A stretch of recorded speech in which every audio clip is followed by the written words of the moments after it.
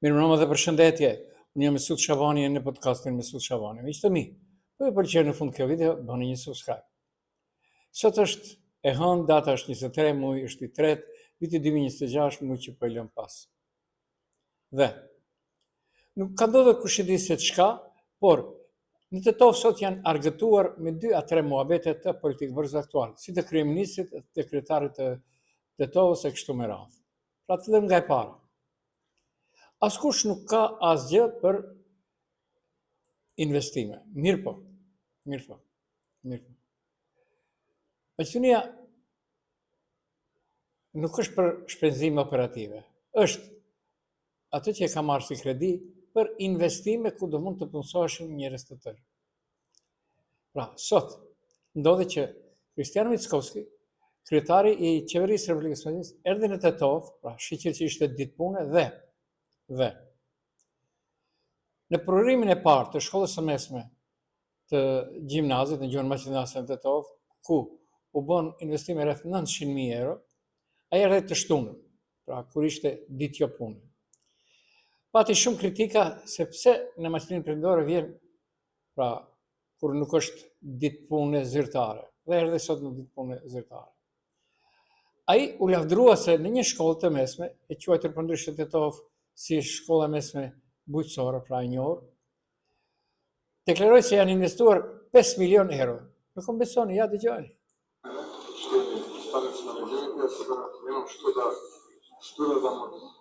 Повеќе со тоа што каже и градоначалникот и амбасадорот на Европската унија и Министерката за образование, освен да се заблагодарам на сите вклучени во овој проект, наистина делува импресивно.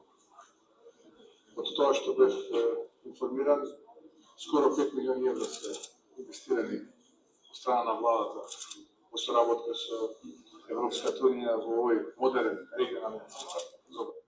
Po pra, një deklaratë mjaft interesante, 5 milion euro, që askush nuk besoj dhe nuk ndeten pra gjakftot njerëzit.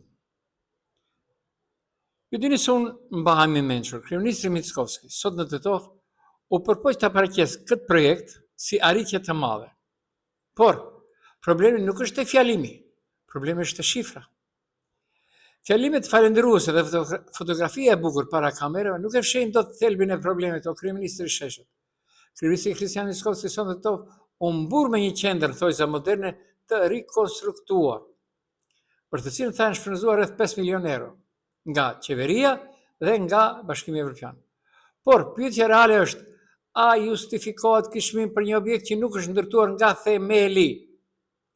5 milion euro për rikonstruim nuk është sukses për të lavdruar, është alarm për të hetuar. A dëgjohet në fillim videodeklaratën e kryeministit. Me 5 milion euro në Maqedoninë e Veriut, në kushte normale dhe me menaxhim të ndershëm, mund të ndërtohesin disa shkolla të reja.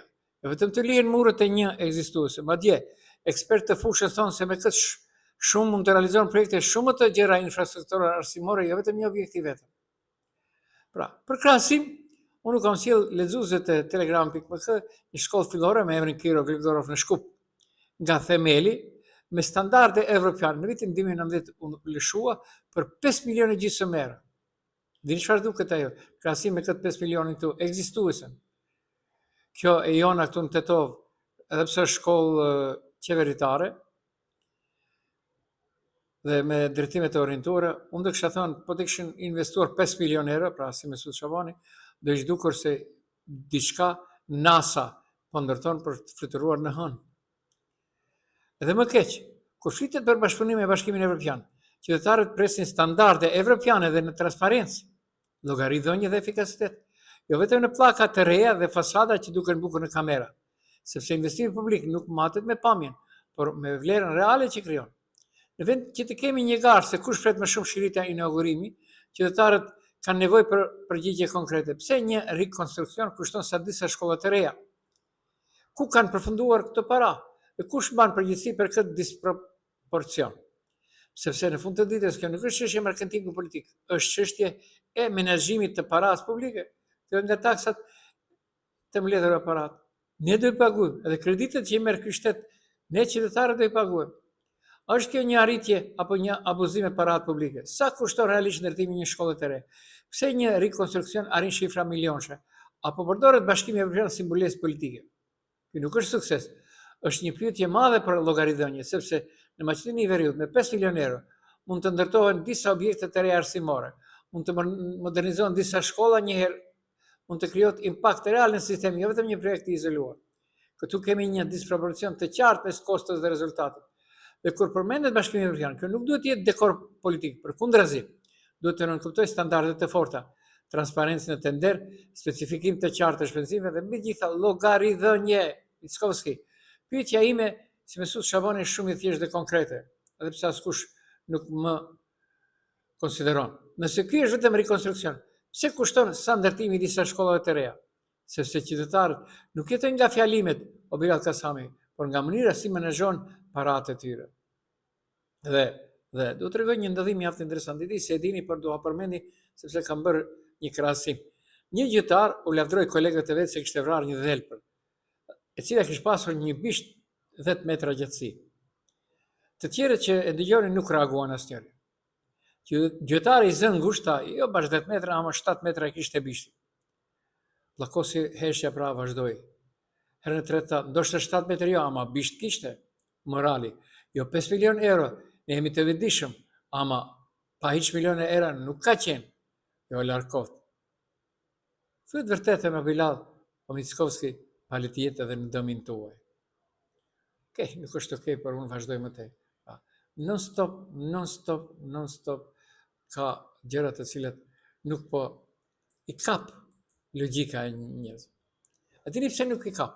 Ja për shembull, dje ishte dita botërore e ujit. Foli ministri nga radhat e Vlenit, Muhamet Hoxha. Okej, foli tamam tipik siç e thot edhe çdo shkrim për ujin në gjitha institucionet ndërkombëtare. Mirë po. Hipokrizinë në ditën botërore të ujit. Ai është ministri Muhamet Hoxha, duhet të reagojë dhe ta thërret në bisedë Bilal Kasami. Pra në ditën botërore të ujit u bë një hipokrizi e madhe. Flasin për pasuritë e përbashkët, heshtin për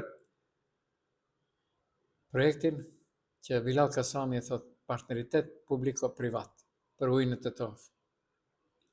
Në ditën botërore të ujit, kur qytetarëve u servirin fjalë të mëdha për mbrojtje, përgjegjësi dhe standarde evropiane, një pyetje thelbësore mbetet në ajër. Pse mungon zëri Bilal Kasamit, njeriu që po shtyn me ngull dhënien e ujit përmes modelit privato-publik? Deklarata institucionale tingëllon bukur në letër, investime, reforma, partner ndërkombëtar, por realitetin Tetov është më i afër. Kur flitet për pasuritë e përbashkët, nuk mund të shmanget debati për përfshirjen e sektorit privat në një nga burimet më etike. Kjo nuk është çështje teknike, është çështje politike, ekonomike dhe mbi gjitha publike. Mungesa e Bilal Kasamit në një ditë simbolike si kjo nuk është rastësi, është shmangje, sepse përballja me pyetjen kryesore do të ishte e pashmangshme. Apo mbrohet uji si e drejtë publike, apo hapet rruga për menaxhim që nesër mund të kështoj më shtrenjtë qytetarëve në Tetov. Qeveria flet për transparencë dhe standarde evropiane, por standardet evropiane nisin me debat të hapur dhe përfshihet të gjithë palëve këtu në terren, jo me deklaratat e njëanshme dhe mungesë të aktorëve kyç. Nëse vërtet synohet një sistem i qëndrueshëm, atëherë qytetarët meritojnë përgjigje të drejtë për drejtë, jo slogane të ricikluara. Në fund dilema mbetet e qartë. A është uji i pasur, është uji pasurie e përbashkët vetëm në fjalime festive apo edhe në vendimet reale që po marrin pas skenës? Unë do i kisha pyetur dhe kisha shtruar një çështje Bilal Kasamit. Bilal, Tetova do ketë, sepse vjen duke u shtuar, do ketë problem me furnizimin e ujit. Pasi je aq vrerë, një përgjegjësi kush do e marr? Partneriteti privat publik apo ti sekretar komune ta zëm? Gjithë ato ujëra që shkojnë në liçenin artificial të Mavrovës, shkojnë nga burimet e sharrit. A ke këllqe ti apo partneriteti privat publik të ndalë atyre pastaj të alshojtë të varur? Nuk ka këtu asnjë dilemë. Dhe Bilali përveç që po shëtit qytetarët, ai mendon se po i shëtit me bateri dhe në fund mendon të andal me partneritetin privat publik, sot u mora edhe me politikë. Tha, do sqarojmë edhe me alternativën, sonte është programja e fundit për krimin e Vlenit. Ndërsa për Fatmir Limani tha mund të përfshihet në rikonstruimin e qeverisë. Ndërsa nga lëvizja alternativa, ata thonë këtë diçka tjetër. Okej, në rregull është, por ne kërkojmë që të dihet sakt roli i drejtorive. Sipas Bilal Kasamit, me rikustrimin e qeverisë mund të përfshin Fatmir Limani edhe dikush nga SHQ, me shumë gjasa bëhet fjalë për Arben Fetaj. Ashtu si Fatmir Limani dhe figura tjere, dini ka pasur zhvillime brenda aleancës, ndoshta mund të jenë në planin e rikustrimit, por ajo që është më me rëndësi fokusi është te Vlen dhe besoj se deri në rikostrimin e qeverisë Vlen do të jetë më i konsoliduar. Mickovski sot Tetov e preu. Tha, në maj ose qershor ka rikustrim të qeverisë. Pra, mbeten të dy këta. Nuk më besoni, ja. Наверное, что će se случи,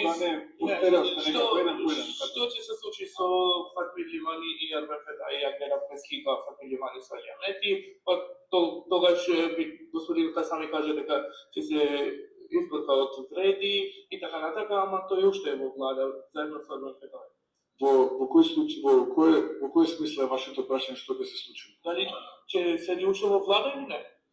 Па видите, ние имаме принципелен договор како коалициони партнери во владата, сите три политички структури, тоа се коалицијата предводена од ВМРО ДПМН, коалицијата Вреди Влен и политичката партија Знам.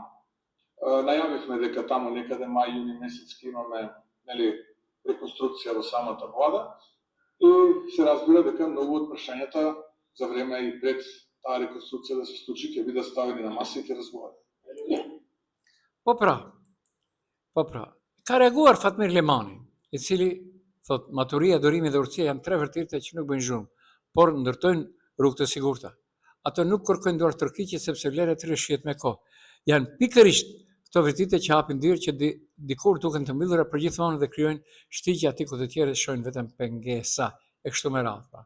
Ose vetëm disa rreshta, sepse është pak më i gjallë. Pra, Fatmir Limani ka reaguar, shqipi thujnë, bjeri t'i kujtohet Samarit. Dhe, bjeri Samarit t'i kujtohet. Okej, nuk është okej. Në dalë pak në Tetov. Ka ndodhur një skandal në një bankë. Policia e Tetovës nuk bën mendje se për cilën bankë. Punonjësja i ka vjedhur 39.000 euro klientit. Okej. Nuk është okej, sepse vërtet njerëzit kanë besuar se nëpër banka ruhen parat.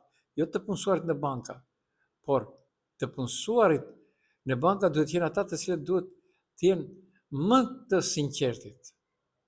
Nuk hyjnë ato se çfarë ka ndodhur, por dikujt që heqësh nga xhirollaria 39.000 euro, vërtet është shumë dhe skandaloze. Keni të telegram.mk hyjnë. Dhe pas jemi të paratë ndalen pak edhe të Banka Popullore e Republikës së Maqedonisë së Veriut. Ata thonë, propozimet për viceguvernatorët apo guvernatorët janë ndërzuar në parlament. Përzgjedhja është e kompetencës të parlamentit. Unë, si doni besoni, si doni mos besoni. Them nga njerë, çdo gjë si vjen fundi. Fadil Bajrami ishte viceguvernator nga radhat e BDI-s. 2 mandate, më duket tash mandatin e tretë ose gjysmë tretë. Dhe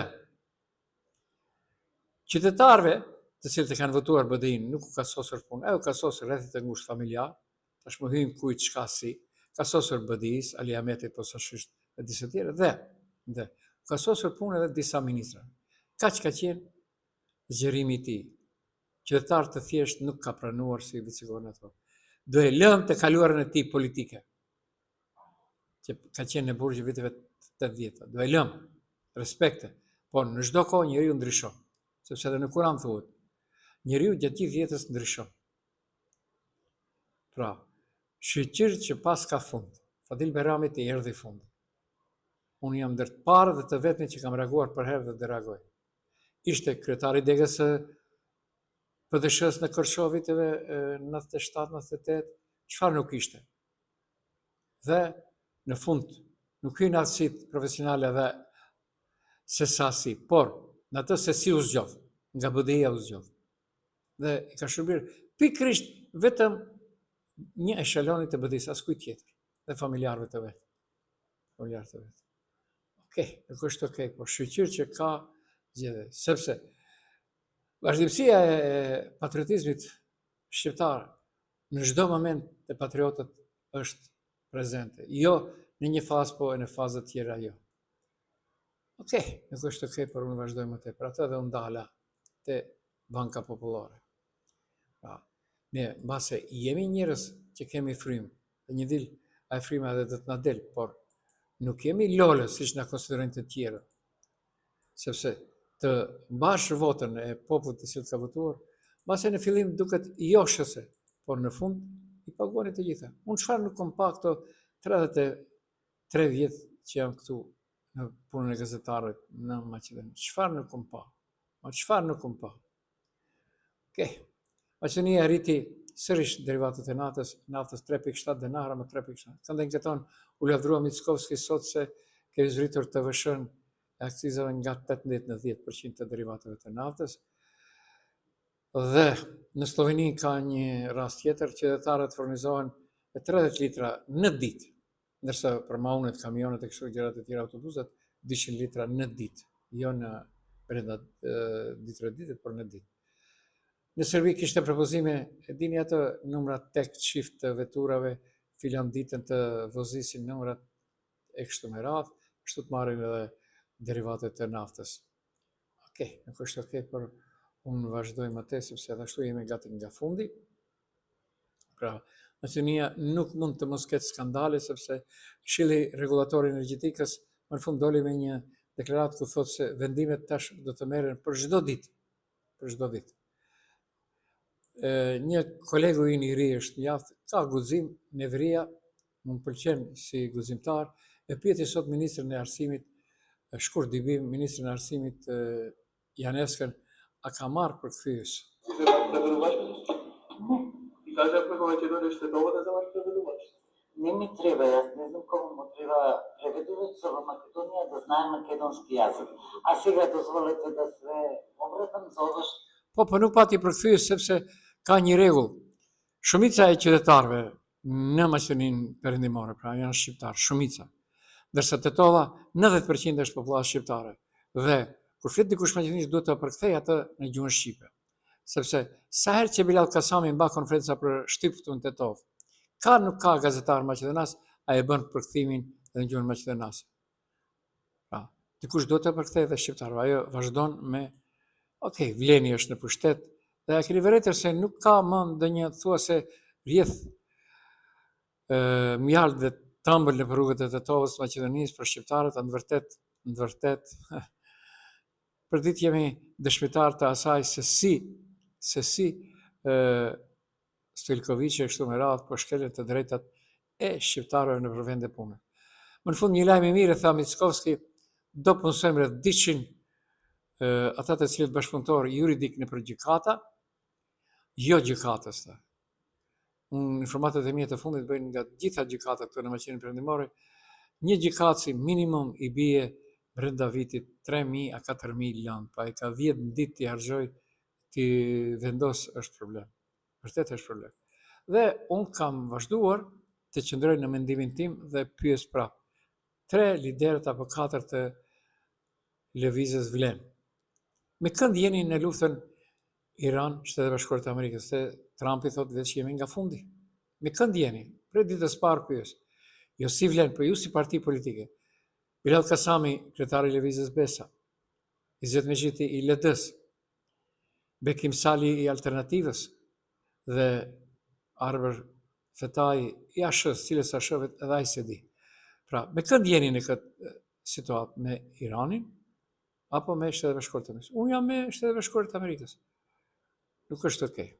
Nuk është okej sepse Trumpi i thotë i ka ditët e numëruara, maksimumi 9 prilli dhe e më duket se do të ndërhyj sipas asaj që përcjelli unë edhe këmbësisht në Iran. Nuk është okej, por unë këtu dal nga dalë, përshëndes. Dëgjojmë nesër mbrëma, pra edhe një herë, ishit në podcastin Mesut Shabani me Mesut Shabanin. Nëse ju ka pëlqyer, bëni një subscribe.